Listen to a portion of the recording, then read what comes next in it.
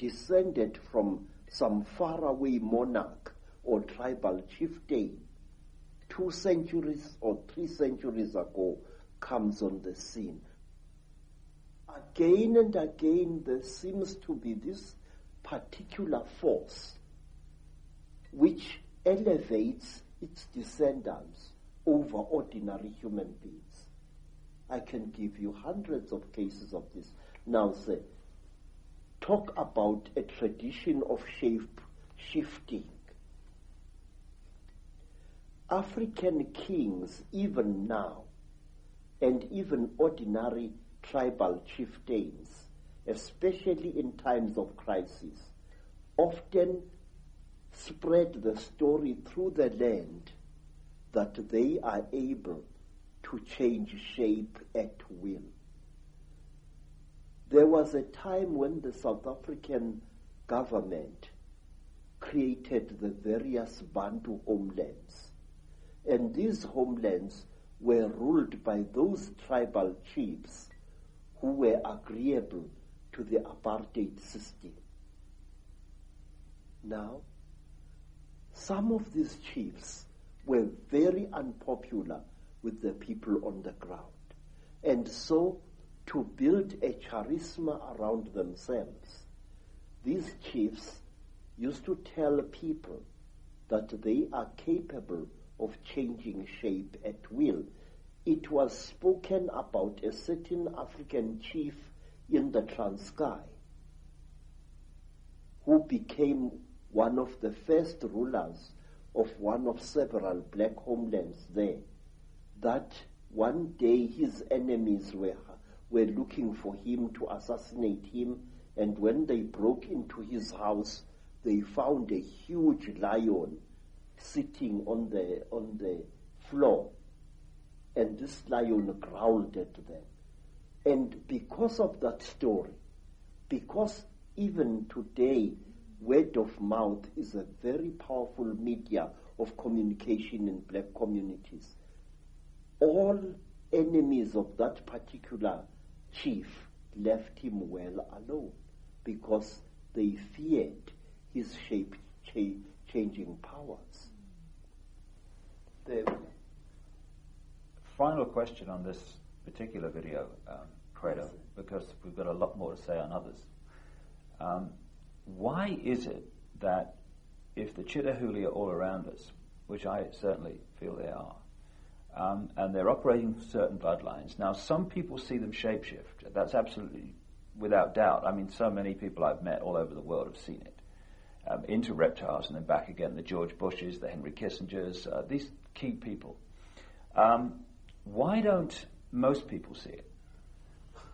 First of all, sir, I have said to you, Mr. Icke, that we human beings have got a blind spot in our brains, and this is what the Chitahuli and other alien nasty boys are exploiting.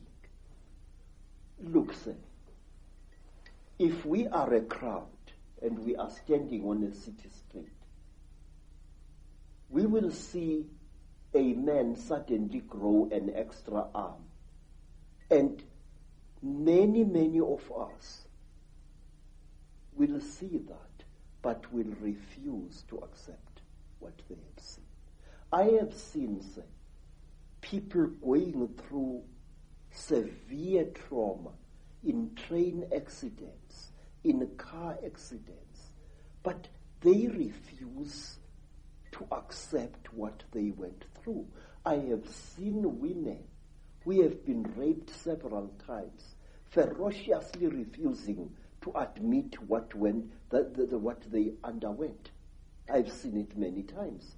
And these alien creatures know our weakness.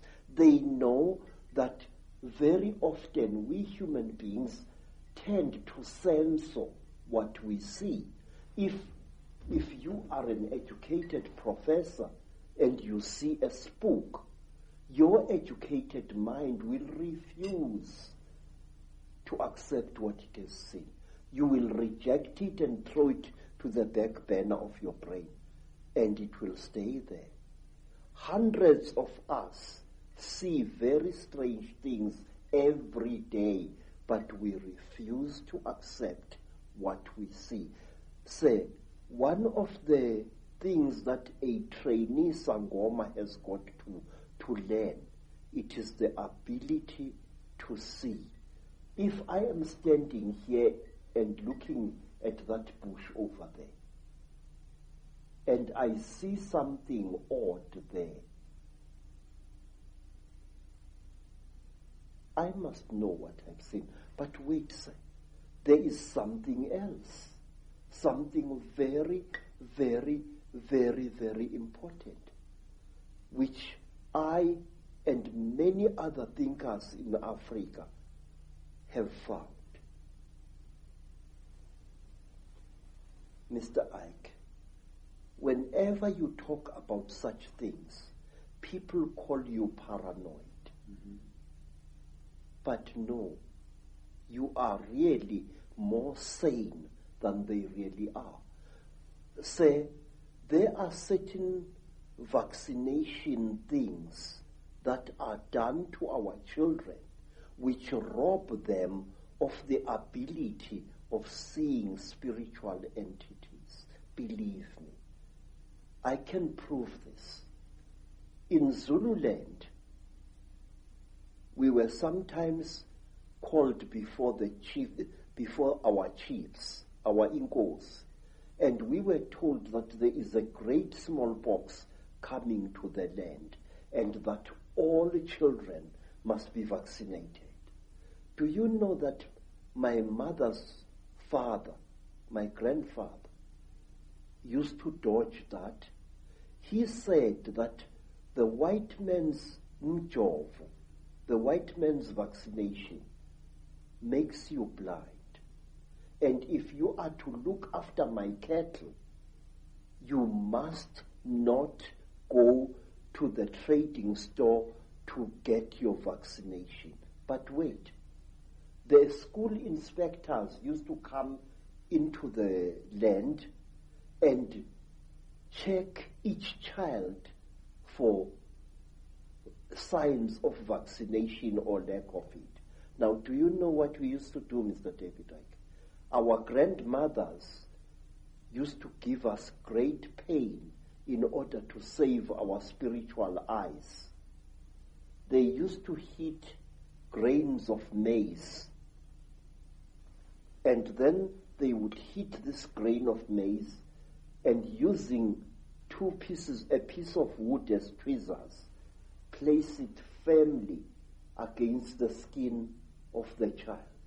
So when the school inspector came, he saw these blisters and assumed that the child had been vaccinated, but in fact it had not. And this was done to us many, many times. And I noticed that school children in mission schools who had been vaccinated for smallpox or for measles could not see spiritual entities at all. A ndondo, that is a flying saucer, a spuputeg, would fly through the sky at great speed and be seen by many men and women. But the child who had been vaccinated would see nothing. And I noticed this hundreds of times. Well, what you just said about vaccines and their effect and shutting us down spiritually and multidimensionally is fantastic, given that no matter what your background, creed, culture, parents on every inch of the planet almost are being pressurized to have their children vaccinated more and more and more.